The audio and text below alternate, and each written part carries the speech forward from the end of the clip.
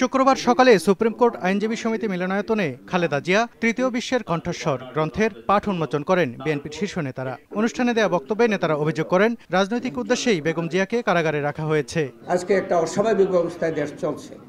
এই অস্বাভাবিক অবস্থা থেকে উত্তরণের জন্য আমাদেরকে অবশ্যই গণতন্ত্রকে মুক্ত করতে হবে। আর গণতন্ত্রের মাথা কারাগারে থাকা অবস্থায় গণতন্ত্র মুক্তি পাবে না। দলীয় সিদ্ধান্তেই বিএনপির নির্বাচিত কেউ সংসদে যাবেন না বলে জানান এই শীর্ষ নেতা। আমরা দলীয়ভাবে সিদ্ধান্ত নিয়েছি যে আমাদের কোনো নির্বাচিত এমপি তারা শপথ নেবেন না, এটা আমাদের দলীয় সিদ্ধান্ত এবং এটা আমাদের অ্যাক্টিং চেয়ারপারসনের সামনে বসে আমরা এই সিদ্ধান্ত আমরা নিয়েছি। এদিকে দলীয় মহাসচিব বলেন, শেষ হয়ে যায়নি তার দল। হতাশার কথা শুনতে চাই না। বিএনপি নিঃশেষ হয়ে যায়নি। যারা বলেন যে বিএনপি নিঃশেষ হয়ে গেছে, আমি কোনোদিনই তাদের সঙ্গে একমত নই। বিএনপি প্রতিটি সংকটের মুহূর্তে উঠে দাঁড়িয়েছে। জনগণকে সঙ্গে নিয়ে আমাদেরকে গণতন্ত্রকে, দেশ ও মাতাকে, দেশ ও নেত্রীকে আমাদেরকে মুক্ত করতে হবে।